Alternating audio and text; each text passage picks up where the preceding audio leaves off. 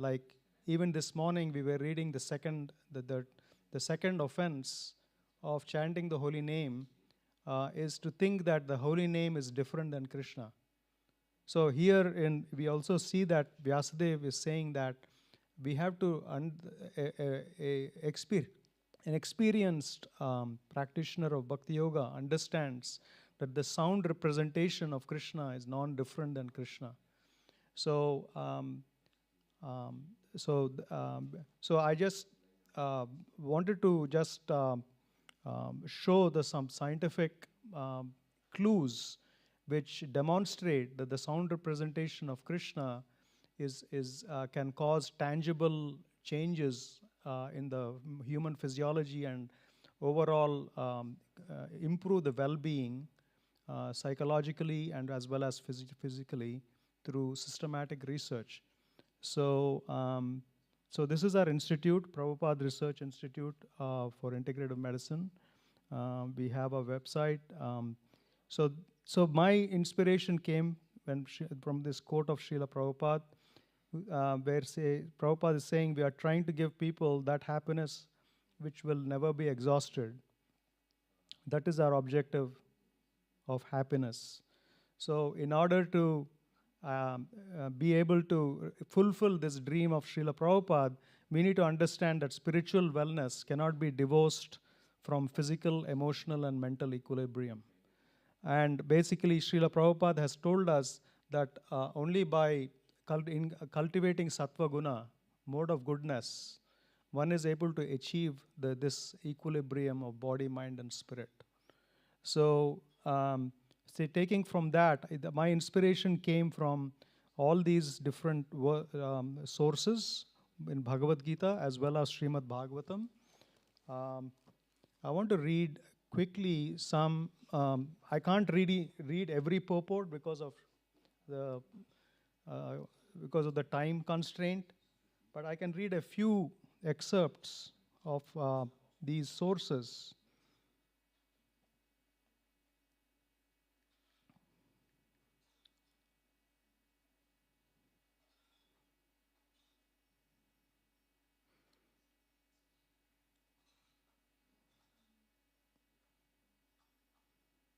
Somehow my browser got completely messed up. So just give me a moment. I'm sorry to keep you waiting.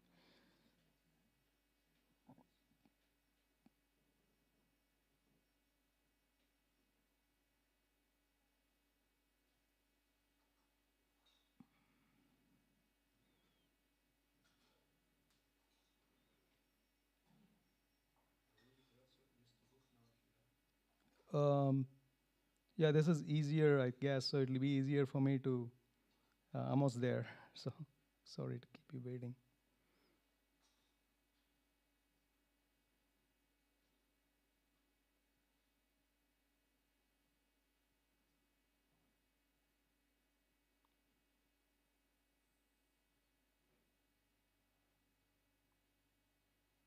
Yeah, this is it, got it.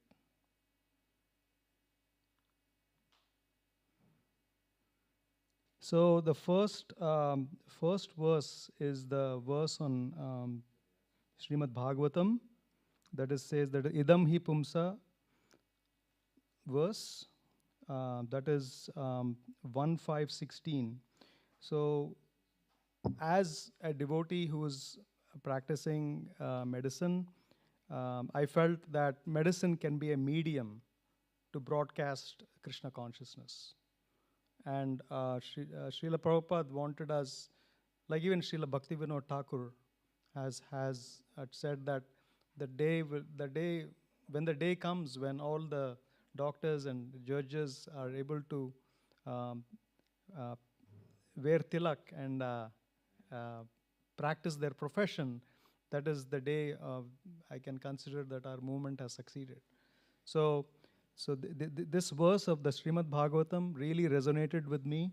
Therefore, all the sages and devotees of the Lord have recommended that the subject matter of art, science, philosophy, physics, chemistry, psychology, and all other branches of knowledge should be wholly and solely applied in the service of the Lord.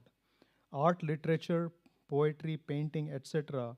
may be used in glorifying the Lord. So much as medicine also, very much so. Because in Ayurveda Shastra, that verse is 1.5.22, and this verse is Srila Prabhupada's purport, 10th canto, 6th chapter, 27th to 29th verses, where Prabhupada is saying the Ayurveda Shastra recommends Aushadhi Chintayed Vishnum.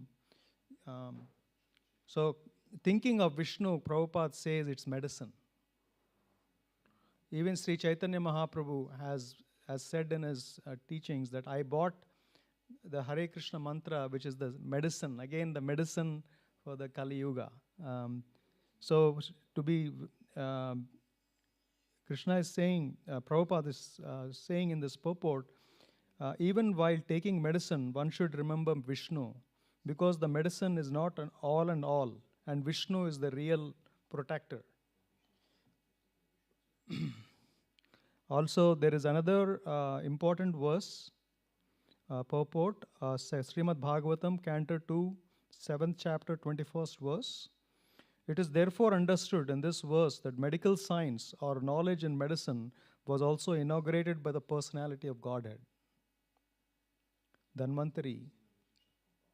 And thus the knowledge is recorded in the Vedas. The Vedas are the source of all knowledge, and thus knowledge in medical science is also there for the perfect cure of diseases of the living entity. The embodied living entity is diseased by the very construction of his body. The body is the symbol of diseases. The disease may differ from one variety to another, but disease must be there just as there is birth and death for everybody, everyone. So by the grace of the personality of Godhead, not only are diseases of the body and mind cured, but also the soul is relieved of the constant repetition of birth and death. The name of the Lord is also called Bhavaushadhi, the source of curing the disease of material existence. So there is also, there are two other purports. Krishna Katha is called Bhavaushada, the remedy to stop the repetition of birth and death. Karmis or persons attached to material sense enjoyment generally cannot give up their material desires. But Krishna Katha is such a potent medicine that if one is induced to hear Krishna Kirtana, he will certainly be freed from this disease. Jai Shri Prahlad Narasimhadev. So anyway, in our preaching, we have two types of, we come across that people who are directly practicing Bhakti Yoga, and the second the second type of people, especially in the West, for them Bhakti is secondary. They'll take, to some extent, they'll take the chanting, but they're not going to dedicate everything and join the temple. So for them to be convinced that at least chant half an hour a day or 1 hour a day, I thought, we can do some scientific research which will actually strengthen also for devotees. Also, this could be helpful research. That's why I embarked on this research about 10 years ago. So there's another purport, Srimad Bhagavatam, 1st chapter, 5th, 16th verse. Srimad Bhagavatam is the topmost theological science, and therefore it can react on the layman as medicinal doses. Because it contains the transcendental activities of the Lord, there is no difference between the Lord and the literature.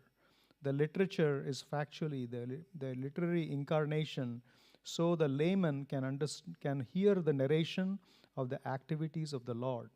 Thereby, they are able to associate with the Lord, thus become purified from material diseases. The expert devotees also can discover novel ways and means to convert non-devotees in terms of particular time and circumstance. Devotional service is dynamic activity, and the expert devotees can find out competent means to inject it into the dull brains of materialistic population. Such transcendental activities of the devotees for the service of the Lord can bring a new order of life to the foolish society of materialistic men. Lord Sri Chaitanya Mahaprabhu and his subsequent followers exhibited expert dexterity in this connection. By following the same method, one can bring the materialistic men of this age of quarrel into order of peaceful life and transcendental realization. So, I didn't cover all these are all the inspirational ideas I got when I've been reading Prabhupada's books for the past 30 plus years. So in general, these are the thinking of Vishnu itself is medicine. And there's also one more thing.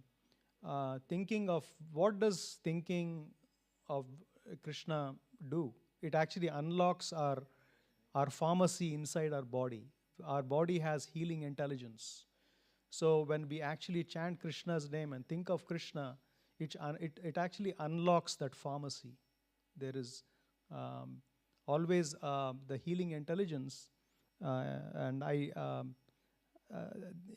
at least from my understanding, Ayurveda is a theistic science. Actually, in Ayurveda schools, they teach an atheist cannot be an Ayurvedic doctor, because the real healer of the body is actually the super soul, Paramatma. So that actually brought me to this place. I'm just trying to highlight what we're trying to do. It's a long journey, but I felt it's worthwhile to do. So my talk would be, I'll quickly go through the slides. So overview, first point is, this is the overview. We will go through spirituality and health, history of spiritually based clinical tools, then position of the holy name, where it stands in the topics of the Bhagavad Gita. Then we'll also cover some mechanisms underpinning the action of the divine sound meditation and physical. We cover ancient and modern. Is there any benefit of chanting in a real way? Can you actually measure what? And if so, what are you going to measure? That was like for 20 years I thought about that.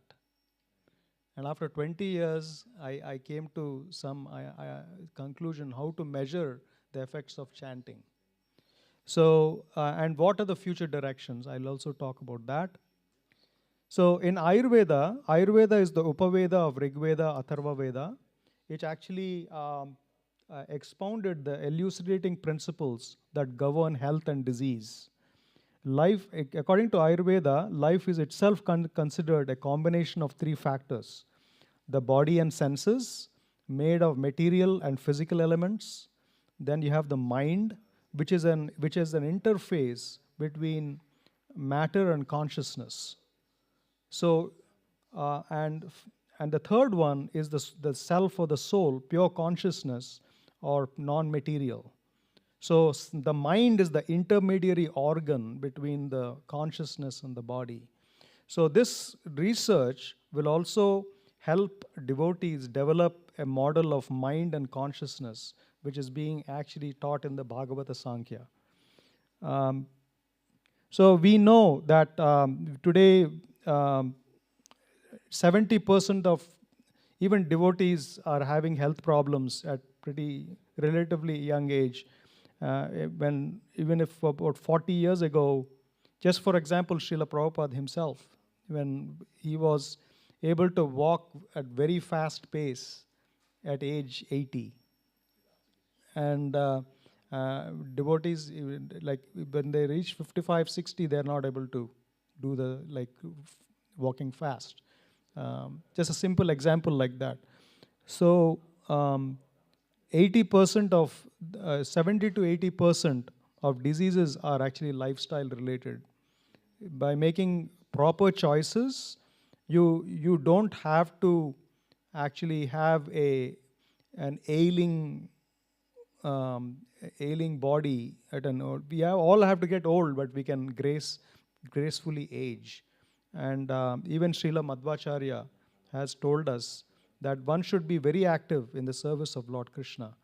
One should, till the day we die, we we try to do our best in actually preventing the diseases, but how is that possible? By regulating our lifestyle. So, but 30% of diseases which we get are due to unseen causes. In modern medicine, we call it's genetic. But actually, we know according to the Vedic philosophy, we know that diseases, even if I did everything right, I get a disease. A lot of times my patients ask me, why did I get this cancer, doctor? Why not someone else? So I didn't smoke, I didn't eat anything bad, I helped everyone, but I still got this. And I think I was trying to get some insight from Prithu Prabhu yesterday. How do you answer these people? Because they're the people who come for me to help, for help, are really devastated by the news that they have cancer. Even devotees, because 75% of cancer is incurable. Maybe 10, 15 years ago, it was only 10%. Now we have better medicines. But the thing is, a lot of questions come, and I think the most important part of the answer, like Prabhu answered, is that we have to consider our previous life. And Ayurveda accepts the phenomenon of reincarnation to understand health and wellness. So, people with a spiritual path, they live 7 to 13 years longer than people who don't have a spiritual path. So one of the reasons, as a devotee, I would say, by practicing spiritual life, a lot of our past karmas are being neutralized. And that's one reason. But the material cause is people who have a spiritual life, they have a better control over stress. They know when to stop. And there's a better capacity to self-regulate. Like Krishna is saying in the Bhagavad Gita, 6th chapter, 17th verse, one who is regulated in eating, sleeping, recreation, and work can actually mitigate the material miseries of life. Krishna doesn't say that you can eliminate them. Krishna says that you can actually reduce the diseases. You can make the best deal of a bad bargain by eating properly, on time, the right type of food. Also the recreation, exercise. Krishna is mentioning these mundane things in the Bhagavad Gita. Why does Krishna have to speak about them? Because 99% of us, we can't practice spiritual life being like having an illness. At least myself, even if I have a mild viral flu, I can't chant. What to speak of, other, more deadly diseases. So it's very important that we recognize that medical literature recognizes that faith in a higher power, it equals more sense of purpose in life and a lower stress. When you have lower stress, you have a better capacity for self-care and habits. So previously, in the previous yugas, even if you just see even most recently, mantras were used as prescriptions for diseases. Even today, there are many practitioners who do it in India, not so much in the West. So if you can just see the graph here, if you see in the previous yugas, previous ages, in the Vedic ages, the mantras were the chief source of prescription for disease management. But as Kali Yuga progressed, mantras are not being used and more substances are being used. Dravya, what we call dravya substances, are nothing but medicines. They are being used more and more, and mantras are not being used. So this is history. This is actually medical history, if you just understand. So what is the basis for this? The basis is the effect of sound. According to Ayurveda, if you just see there are three modes of nature which are which are actually evolving from these. You see the you see the Purusha and Prakriti. When they come in contact, you have the Mahat, and from the Mahat there is false ego, and the modes of nature, Sattva, Rajas, and Tamas, are actually evolving from the Ahankara. So in the Sattva category, the mind is a sattvic entity. It's a mind, according to Vedic scriptures, by the default state of the mind is Sattva Guna. The Sattva Guna is very close to the Tanmatra of sound. If you just see the way, you see on this, I'm pointing. You see this? Can you see my pointer? I'm sorry. So if you just see the mind, the mind, and if you just see the tanmatras, which are evolving from the tamas, they're side by side. So when mind and sound are side by side in the way they are constructed, that is why sound has a very powerful effect on mind.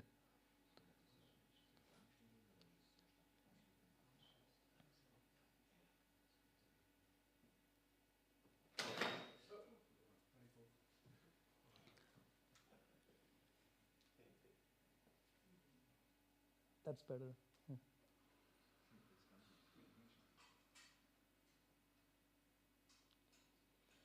So that is the basis why Ayurveda exploited this concept. So I'm just trying to give you a background of why we did the research, and also how I came to this, the idea. Before I show you the actual research, what I did, before I show you the results, I wanted to share you the background so that you understand it. So it's quite deep actually. It goes very deep into our Srimad Bhagavatam. It goes all the way to the Sankhya philosophy of Kapila. So basically, Vedic framework, both physical body and world and material stuff are aspects of the more subtle material substance.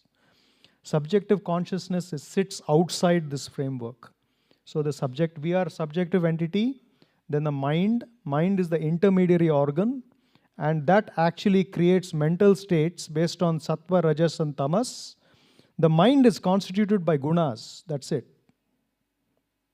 Sattva, rajas, and tamas, different permutations and combination of these three gunas constitute our mental states.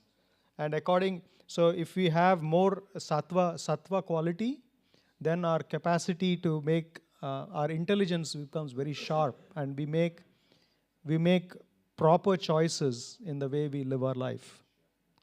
That applies to our diet, sleep. Like Krishna is talking about those 4 things. In the 17th verse of the 6th chapter. So the mind is mediating.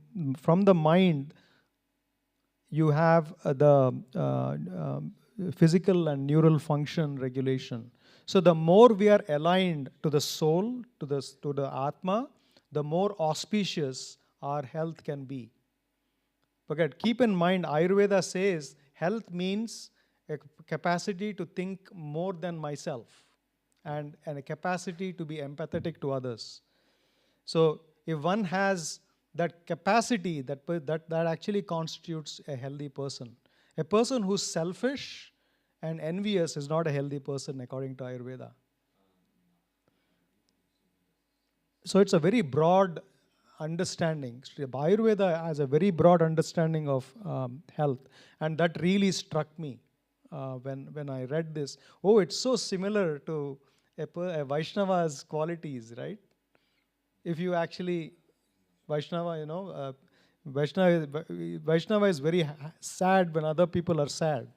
If somebody is suffering. So it actually, so this is again another slide to reinforce the concept. There is anatomy, and then you have the functionality. So mind is a more complex entity in Indian knowledge systems. It belongs to a more general concept of subtle body, and it interacts with the gross physical body.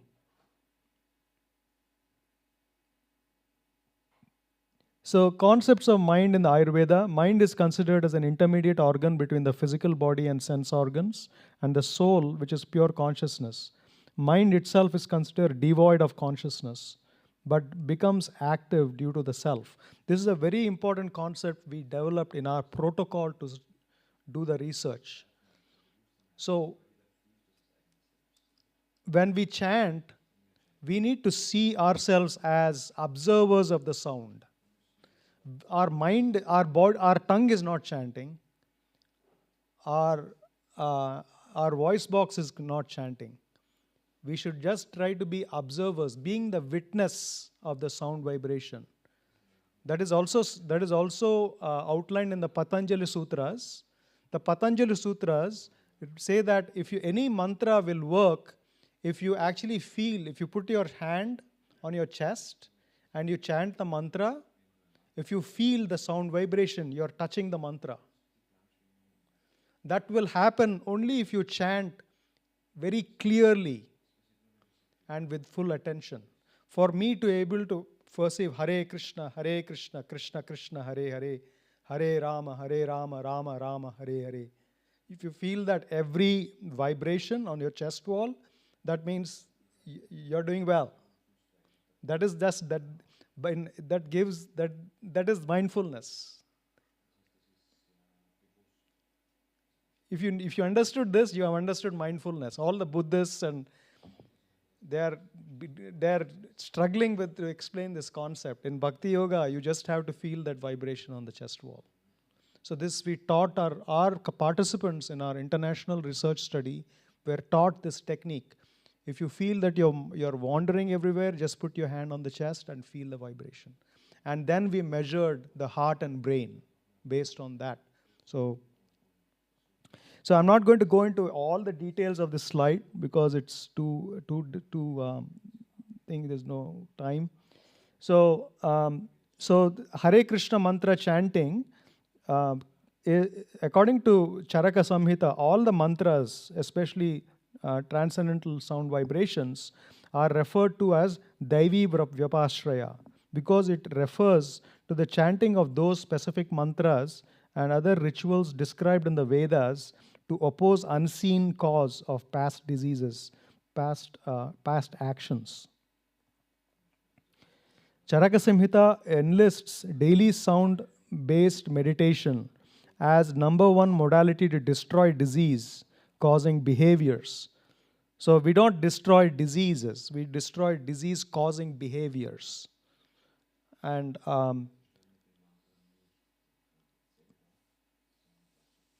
the only prerequisite condition is that it needs to be done in the spirit of constant inquiry, ever vigilant to our thoughts and beliefs. So, if you can do an experiment. Sometimes you're saying, oh, why am I just repeating this mantra over and over again? If you just do an experiment that I am asking Krishna this question, how can I serve you? How can I serve you? How can I serve you? How can I serve you? How can I serve you? If you do that, it actually has a completely a different effect. So, I hope I'm making sense. So why we repeat the mantra is because of that spirit of inquiry. Atato Brahma Jignasa. So our human life is to inquire into the absolute truth. So chanting Hare Krishna mantra repeatedly is Atato Brahma Jignasa. So the inbuilt healing forces for the self are more pronounced in certain states which are affected by the purposeful lifestyle and our ability to exhibit empathy to others, sattva guna or mode of goodness. So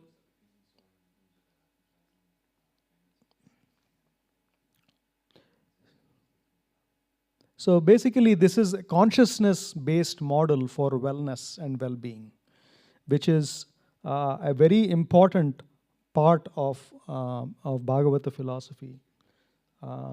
So, to summarize, the Atman or the spirit, we are consciousness, we are Atman, and we are distinguished from the mind and mental functions. Intellect, brain, biological body are unknown physical processes. We are none of those processes. We are apart from that processes. We are the witnesses. We are infinitesimal units of consciousness. We are beyond time and space.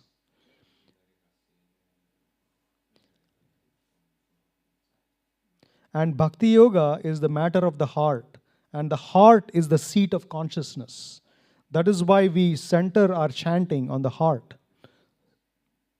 So brain is the secondary hardware. Consciousness is the software. So all of us, we are using software and hardware. So consciousness is the software. We have to, Hare Krishna Mahamantra changes your software. And the way it changes also influences the hardware of the body. So according to Ayurveda, if you increase sattva guna, they actually could treat psychiatric diseases, also treatment of immune depletion, like Maharaj Pandu had that immune deficiency. You can treat it with many sattva guna. Increasing sattva guna can actually mitigate that. Also in pandemics, you can chant mantras according to the Vedic literature. Also obese diabetics, sattva guna has been shown to decrease insulin resistance and decrease incidence of complications. So coming to this verse on chapter 6, Yuktahara viharasya yukta chestasya karmasu yukta swapna bodhasya yogo bhavati dukkha. Krishna is saying, he who is temperate in his habits of eating, sleeping, working, and recreation can mitigate all material pains by practicing the yoga system. So conceptual basis of our research is very important. The Krishna is saying in the Bhagavad Gita 15:15, Sarvasya chaham hridi sannivishtam. I am seated in everyone's heart, and from me become remembrance, knowledge, and forgetfulness. By all the Vedas, I am to be known. Indeed, I am the compiler of the Vedanta. I am the knower of the Vedas. So what I'm trying to say, the heart is a very special organ because Super Soul resides in that region. Also, we have Chandogya Upanishad and also Mundaka Upanishad, which mention that the heart region is a very, very important place to understand. Srila Vyasadeva vouches. Srila Vyasadeva himself is vouching the health benefits of chanting. He says, Achyutananda Govinda Namocharana Beshajat Nashyanti Sakala Roga Satyam Satyam Vagamyaham. Chanting the three Divya Namas, transcendental names of Achyuta, Ananta, and Govinda will prevent chronic ailments.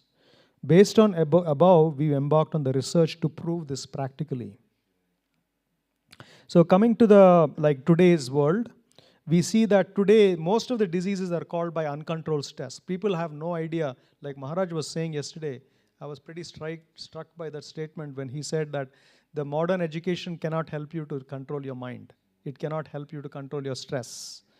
But unfortunately, people are getting big degrees from different universities, and they are becoming victims of stress. I know many people get trained in very big universities, and they start their careers, and they commit suicide at age 35. This is happening.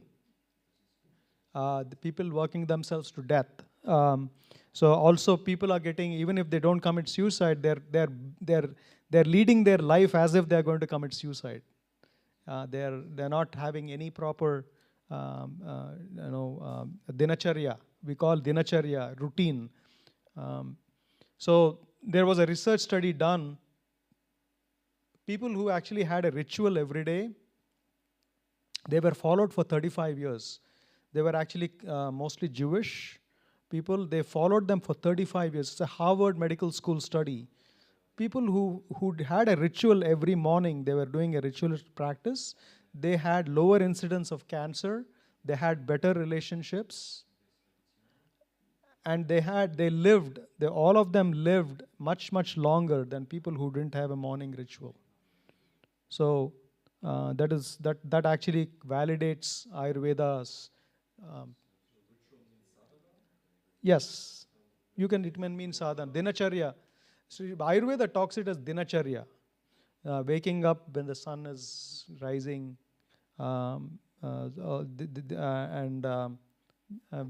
basically sattva, waking up when the sattva guna is predominant.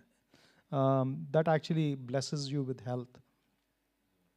And also you're syncing with the universe, right? When you wake up, the sun is the symbol of your health, Surya, because Surya is responsible for the Agni in the body. So if you actually respect the sun by waking up when he's rising, that actually blesses you with longevity and good health. These are very, very scientific principles. If you understand, anybody can be convinced to get up early in the morning. It's just so what are the mechanisms of mantra effects? They oppose unseen. This is again a summary.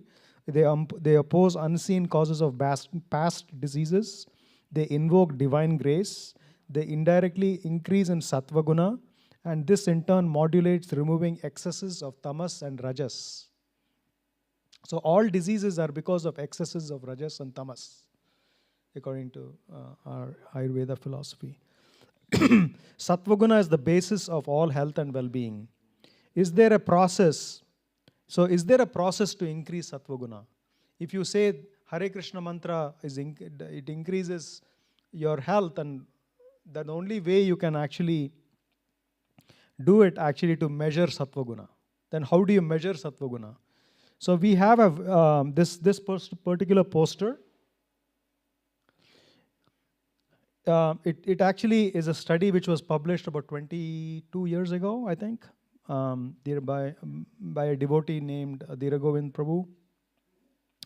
And Govind Prabhu, he published this research on the VPI.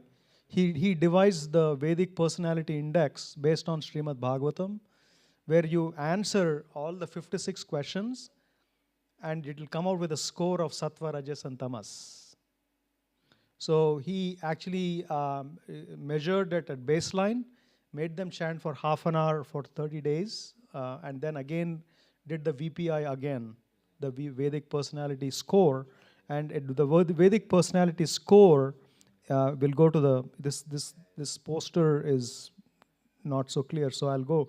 If you just see the Sattva Guna, after 4 weeks of chanting the Hare Krishna mantra, the Sattva Guna score increased, and it was statistically significant. You see the red bar in Mahamantra? It increased after 4 weeks. And after they stopped chanting, the Sattva Guna, it dropped a little bit, but it did not go back to the baseline. So even if somebody chants Hare Krishna and they stop chanting Hare Krishna, it completely does something permanently in a good way. So it rewires your brain probably. So that's why the Sattva Guna. So there is also the alternate. They also chanted a placebo mantra, and just they didn't do anything. The third group did not do anything. The placebo mantra, there was no change in Sattva Guna. The scores were same. So this is Rajas. The Rajoguna actually decreased in the Mahamantra group. And in the placebo group, the placebo group, there is also no change. And this is tamas. Tamas is very striking. The tamas score in people who chanted Hare Krishna mantra dropped very significantly. So basically, also the stress and depression scores in these participants decreased very significantly, very statistically significant. So this came as a medical guy. How can I apply these to, elucidate that mantra, this benefit of chanting? So my question for 20 years was, are there any accepted and physiologically measurable surrogate markers of sattva guna? So if it should be something physically measurable. If your sattva guna goes up, it should get better. And if it goes down, you should go down. So there is something I discovered. Based on this, I actually devised the research hypothesis. Does the Hare Krishna mantra impact healing intelligence, mental configuration, and human life systems? Because based on our Vedic literature, Hare Krishna mantra is a mantra. Mananat trayate iti mantraha. That is the definition of mantra. Meaning that mantra is that which delivers the mind upon repeated utterance. Means it extracts us from the excesses of tamas and rajas. So are there any clues in Bhagavad Gita? And that's where I started my search. So it came to me. It came to me that heart talks to your brain more than the brain talks to your heart. This is the modern discovery. 20 years ago, there were a group of neuroscientists who discovered, and which supports the Vedic concept, that the Srila Prabhupada also said, Paramatma is in the region of the heart. Do research on the heart. Brain is secondary. And to support that, I found there is something called heart-brain communication, where heart to brain exceeds brain to heart. And so why does that happen? Because the Paramatma is sitting in the heart. So there is also heart rate variability is very well, this particular quantity I decided to measure is called heart rate variability. It is between heartbeats, there's a time segment between each heartbeat. That heartbeat is never same in healthy people. So if you have more, it varies more, that means you're more healthy. If it varies less, you're not healthy. It's as simple as that. So there are specific research instruments we purchased to actually measure the HRV, and we measured it in our mantra research. So we have about 11,000 publications which actually validate heart rate variability as a good measure of health and wellness. So there are about 12,000 publications. So it's very well respected. So I decided to measure that. So heart rate variability, and this is a little bit of a literature review. It's an important psychological resiliency and ability to handle stress. It is a measure of willpower, according to some publications.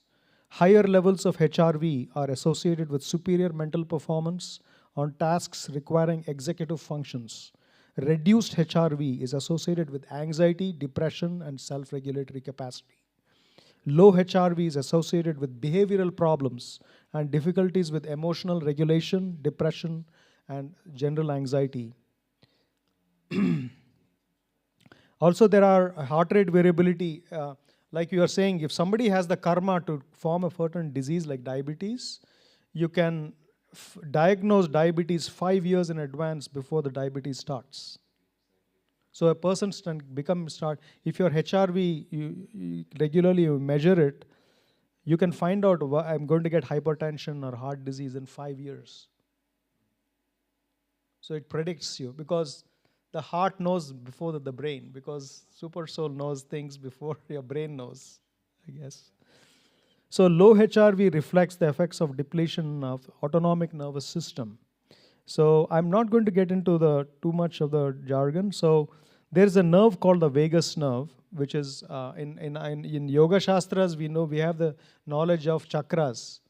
There are chakras which are along the spine. So vagus nerve is actually a physical structure in the body which goes from the colon onto into the skull. So, and that regulates the heart to brain communication happens through this nerve called vagus nerve. So you can measure the vagus nerve activity and actually see if you're relaxed or you're anxious or you're having some negative emotions going on. So basically, this is the visual representation of heart wave forms varying with human emotions. If your HRV is haphazard, it actually equals incoherence. If it's like very orderly, you have actually, there is appreciation, love, that kind of a feeling. Then your heart waves are very orderly, and your brain reads that like it's like a code. The brain is reading all the codes which are coming from the heart, and actually opens up the channels in the brain. So this whole research on brain is actually wrong. Actually, we need to study the heart. So we know that in the heart, 20 years ago, the scientists have discovered that there are neurons in the heart which are as advanced as neurons in your brain. So if you just see in this electron microscope study, so is there a brain in the heart? Our heartbeats are not mechanical throbs of a diligent pump, but an intelligent language which significantly influences how we perceive and react to the world. Subsequently, researchers also discovered that rhythmic beating patterns of the heart are transformed into neural impulses that directly affect electrical activity in higher brain centers, those involved in cognitive and emotional processing. There are 40,000 neurons in our hearts, and all of these neurons are fast fibers. So, and they help in, they play a direct role in a better emotional perception, better decision making. So, so this is another thing. So basically, as I just said, heart rhythms directly affect your mental and physical performance. If you have very haphazard on the left are haphazard heart signals. They inhibit your brain activity. On the right side, you have very orderly signals. They actually they facilitate brain function. So if you perceive through your heart, you can change your brain. So but Bhakti Yoga, what do? We are trying to change your heart. So that's why we're doing the research this. So we know that people who don't know how to control stress, they have a higher risk of heart attack, sudden death. They have decreased immune functions and many other diseases. So we use the Hare Krishna Mahamantra as the experimental sound in all our research studies. We have done about 4 research studies so far, and 2 are published, and I'm coming to that. So Hare Krishna Mantra is not, somebody did not make it up. We all know that. Krishna is saying in the Bhagavad Gita that the most important yagna is Japa Yagna. Japa is seen by Krishna as the most important yagna. So personal japa is a very important practice. So this is the article we got published in a peer-reviewed American journal. It's an open access. You can go through this. So the way we checked we used a ear sensor. You clip the ear sensor to your ear lobe. I have instruments. I can, I'm not today, but I can later on. I can send some instruments. If you're interested in doing the research in your temple, I'm happy to send it. So it's a ear sensor. You clip it to your heart, and actually it's connected to a software program. And then you can, the waves are fragmented into frequencies and converted into different, statistically analyzed to. So give us the results. So this is if you just see, this is we made a poster to summarize everything. I don't have time to read the whole summary. If you can just see the wave patterns on the left side is before you chant the mantra, and after you chant the mantra, they become very, very regular. You see this? The panel, the bottommost panel, this is before participant chanted the Maha Mantra. And within 30 minutes, this changed to this. So when I showed it to a scientist who's an expert in HRV, he said, how many months did it take for this to happen? I said, it's 30 minutes. He said that I have not seen any other form of meditation where these heart rhythms change in 30 minutes. He's a world authority on HRV. He's not some, he's amazing. He was amazed that it was just took 30 minutes to change the structure of your heart waves. Dramatic changes. Also the spectral frequencies, they improved in the Mahamantra group. So if you see the VLF mantra, see the big rise in the frequencies. And it was not there in the placebo mantra. So, and this I'm not going to get into it because there's no time. So if you see, this is the basic understanding of the brain activity. So Mahamantra group, after 4 weeks of chanting, the brain processing, we used a EEG machine to actually measure the brain activity, and after 4 weeks we see improvements. This is the willpower score. The willpower score is SSRQ score, self-regulation score. If you see the test group, the Mahamantra group, actually it increased, very statistically significant increase in the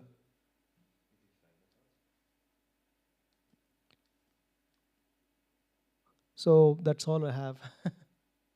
So I mean, in the future, we plan to do more research, and I invite any collaborators, devotees have scientific. Welcome any questions or yes.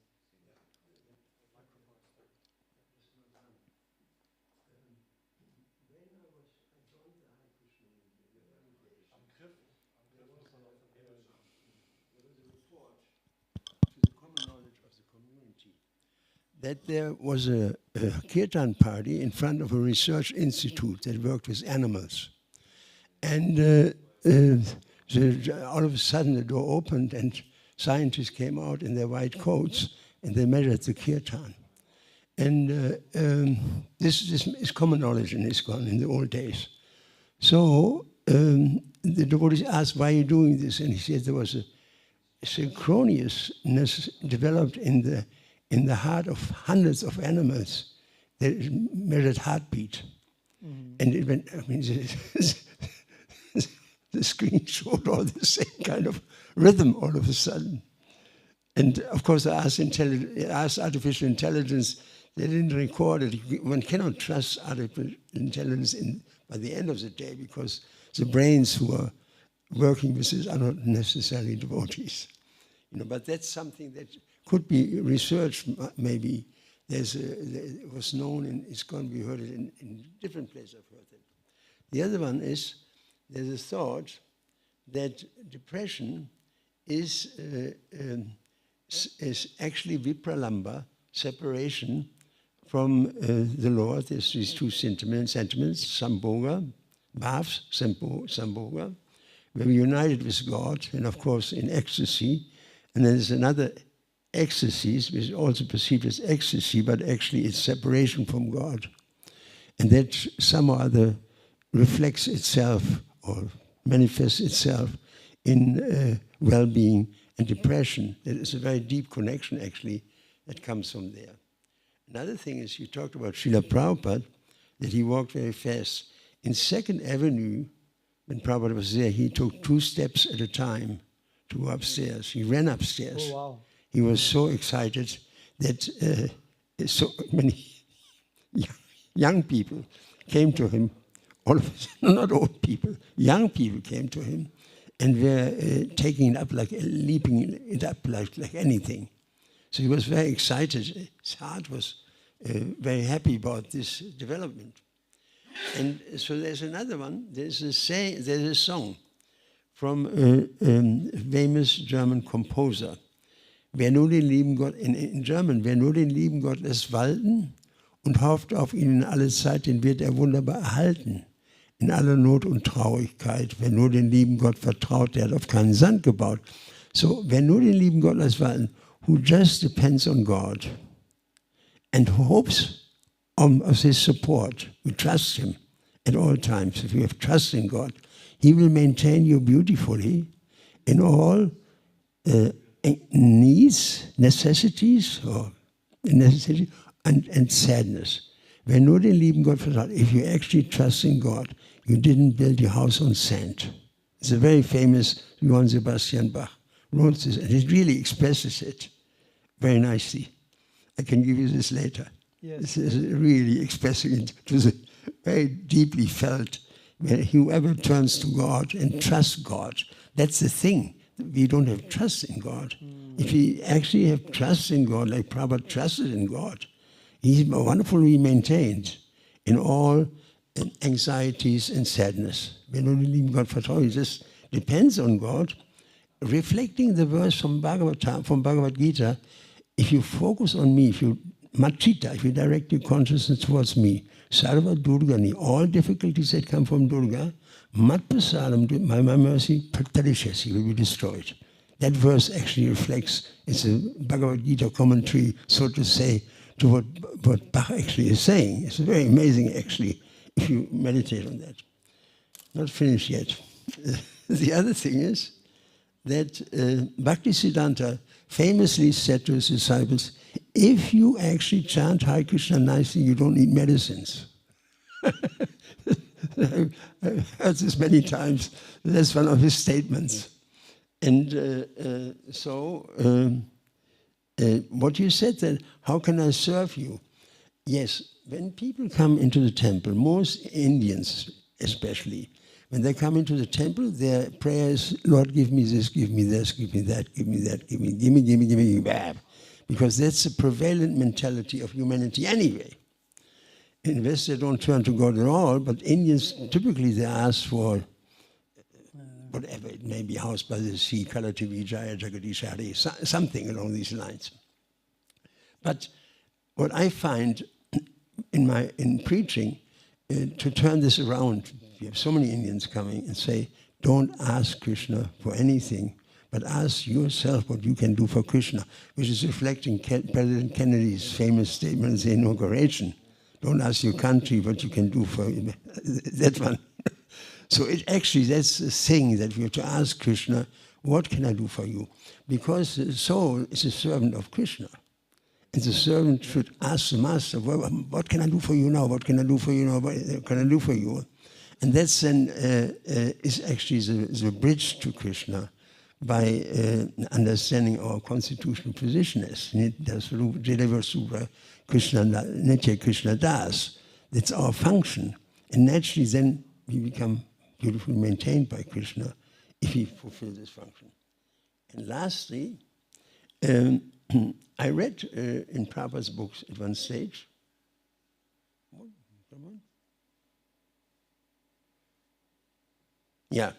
that material sound is incompatible with the soul. It's incompatible. And material news also, that we hear material news, is also actually incompatible with the soul at all, and doesn't help us, it drags us down. That's it, my 2 cents. Amazing. Thank you. I'm very inspired. Hey, it's wonderful research you do. It's one way to come to people's attention of the incredible depth and value of the Hare Krishna mantra. If it can be confirmed by the scientific community, that's also supporting Krishna consciousness. Very important. Hare Krishna. Yes, Prabhu. Thank you. Prabhuji. Hare Krishna, thank you, Prabhu. I have a question or let's say experience I had when I was teaching. I had a yoga school for some years, and I was, I'm not a scientist or anything, but I was part of the curriculum I was teaching mantra and also the philosophy, and also there was no teacher to teach anatomy. Okay. So I started, reading basic anatomy to teach the students also anatomy as part of the yoga curriculum. And then I came across the enteric nervous system, which is in the belly, and I was reading how there is a similar correlation that you mentioned. There's more information flowing from the belly to the brain than from the brain to the belly. Yes. And so yeah, then based on this, I developed I connected this with the first verse of the Upadeshamrita, where the Upadeshamrita Jiva Vegam Udarapasta Vegam, and also Vacha Vegam Manasakroda Vegam. How, yeah, basically what we chant, if we chant, a Vacha Vegam, instead of allowing the tongue to say whatever, we chant, that will influence our subtle well-being, means the heart. And then if we take only Krishna Prasadam, that will purify the belly. And so I made this connection, and it's interesting to see maybe there is research, or the second part of the research could go into the effects of prasadam, because there is already research that shows what kind of diet you take has a great influence on your well-being, but maybe prasadam has a even more. There are some things you can standardize, like chanting you can standardize. See, all our participants underwent standardized training. So we had instructional one-on-one training, we had Mahamantra teachers, all of them went through a standard. But there are other, if you want to measure effects of other sattvic lifestyle, it's hard to do, because if you say, okay, diet, okay, what kind of diet, what kind of, maybe it's hard to standardize. I mean, when you say scientific research, you need to have a standardized protocol. If you can come up with like a standard like sattvic diet, and this is exactly follow what Ayurveda defines as a sattvic diet, and you give the same diet to all the participants you're trying to test, that'd be great. But there are practical challenges in achieving that. Maybe you could leave the people eat the same thing, but offer it to Krishna. So they eat still the same and make prasad. So yeah, maybe this change something. Also, yeah. So if you're probably the food is cooked for Krishna means we're making it with love and devotion. That Krishna is going to taste it, and what should I put into it? That's again a tough thing to do, right? But Maha Mantra is something you can easily test. You can actually get people trained in the same way, and you can actually measure, like VPI, the Vedic Personality Index. You can measure the Sattva, Rajas, and Tamas. These are all standardized things. Things will not go wrong so much, but other things may not be so tough. Maybe so easy to, because medical journals, scientific journals, they need, what is the protocol? What are you trying to show? And what are you trying to measure? And is your method standardized? So if you can't standardize something, scientific journals they don't accept it, but I thought Hare Krishna mantra is one of the cornerstones, it's a central cornerstone of our Gaudiya Vaishnava parampara and of our sadhana. And if you can prove that one thing, many things can happen later.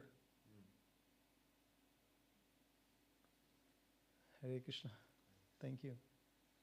Thank you for having me, and very grateful for this opportunity. I feel quite very, very encouraged by Prabhu's association, and I hope to come back with more research. And so we are expecting to publish one more big study, which it took us 7 years to do that study. These studies are tough to do, but we're coming up with that. Subal Gopal Prabhu, if you can be in touch and I can share the research. When it gets published, I think it will be a very big icebreaker, because it was done in American population and Indian population, and we saw the effects of the mantra irrespective of the cultural diversity. It worked in both, and also it showed very big changes in brain function and all that. So, Hare Krishna.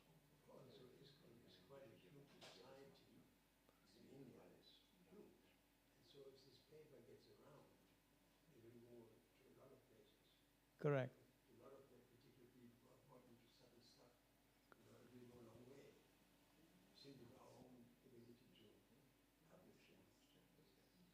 Yeah, also, if you're distributing books which is talking about chanting Hare Krishna, you can actually show this is scientifically validated. So, we already have the foundation to prescribe it as a medicine, because we already published it 7 years back. So if somebody tells me, you're preaching religion, I can say I'm not preaching religion. It's scientific, evidence-based. So if you just look at the long-term implications, it's pretty huge. You can actually prescribe it as a medicine.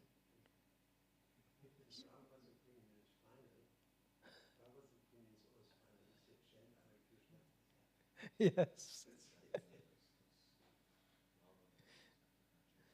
Yeah. So also, I spoke at a world conference last year.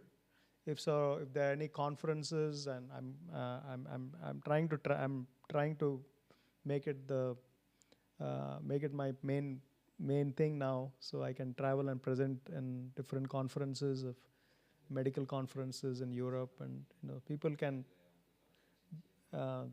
recontextualize chanting. It doesn't have to be religious, spiritual thing. You can also, even if people they want better mental functioning, they can chant Hare Krishna for 10 minutes a day. So I thought it's a good way to reach out to many people that way.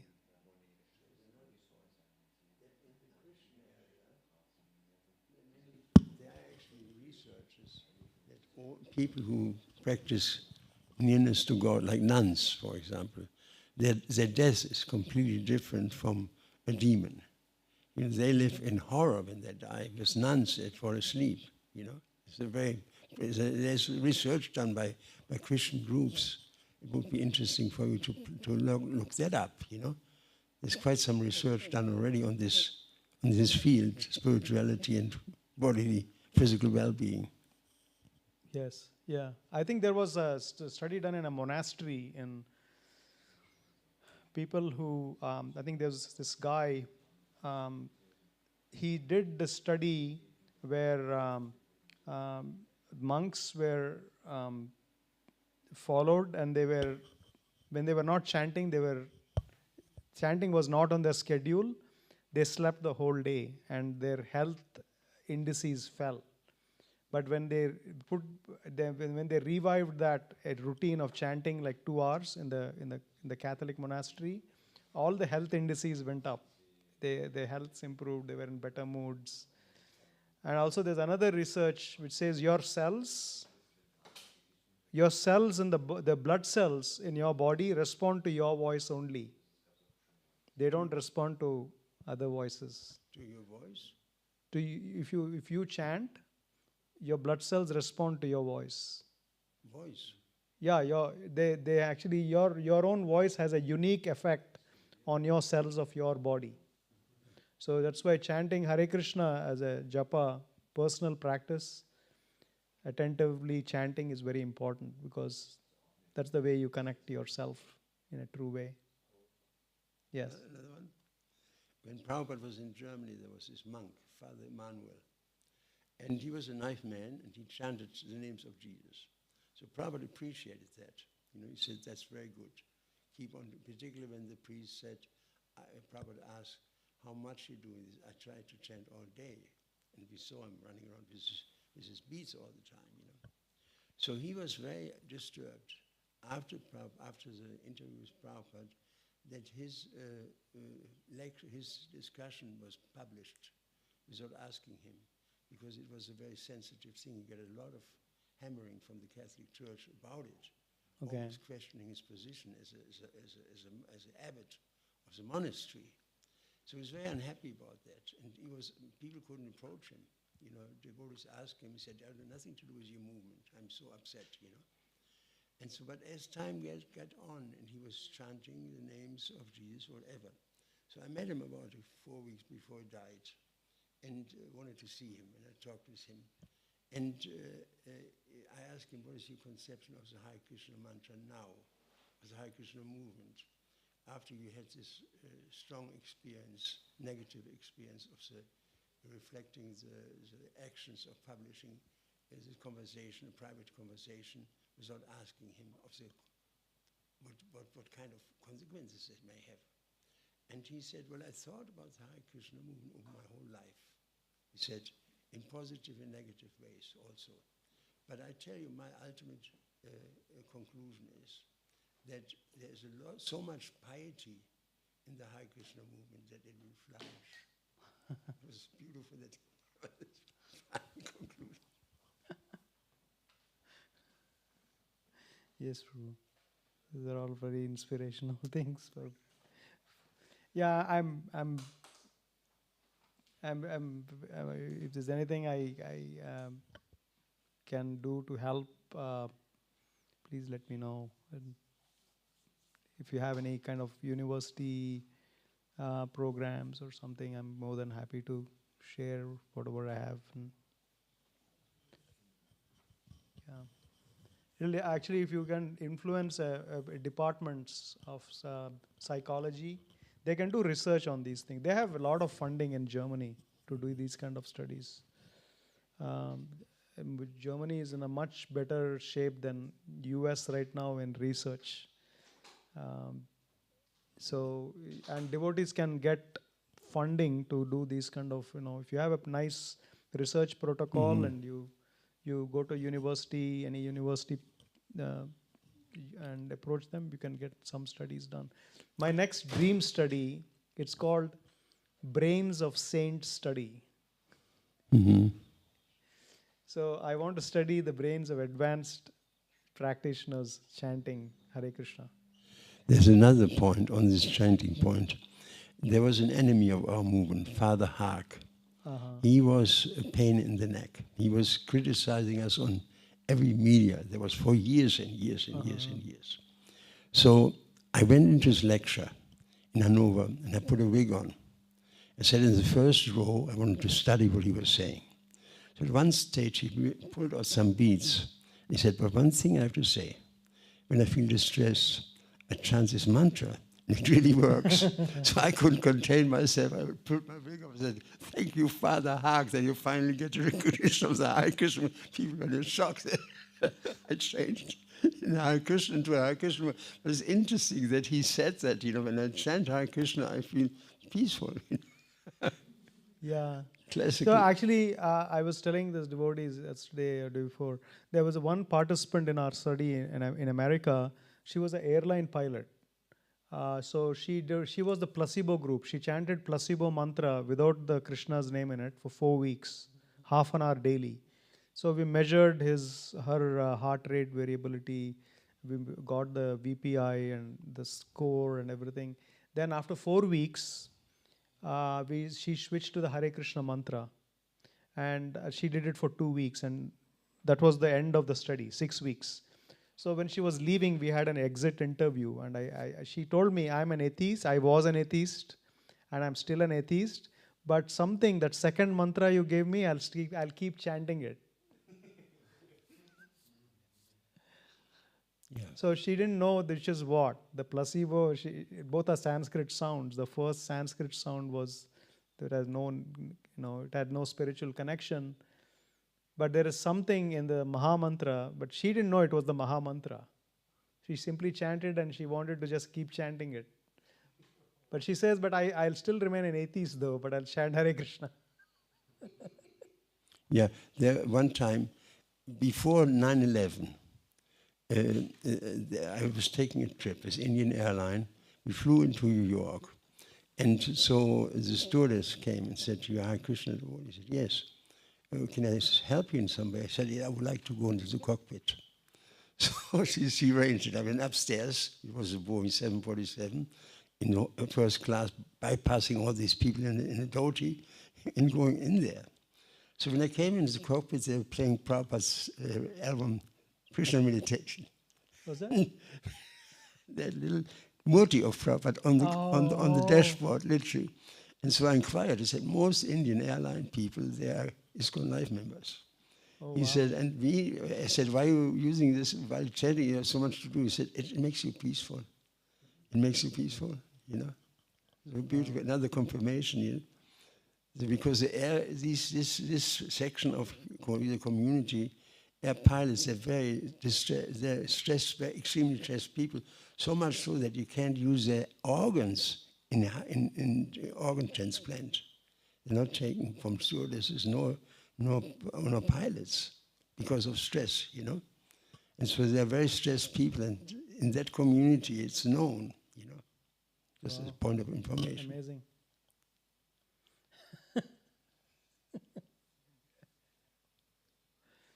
It's fantastic information, Prabhu. Thank you.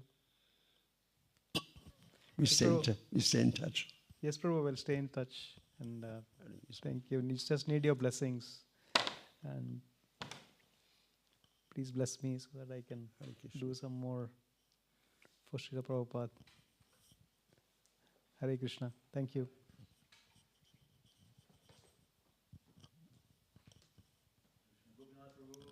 Jai Hare Krishna.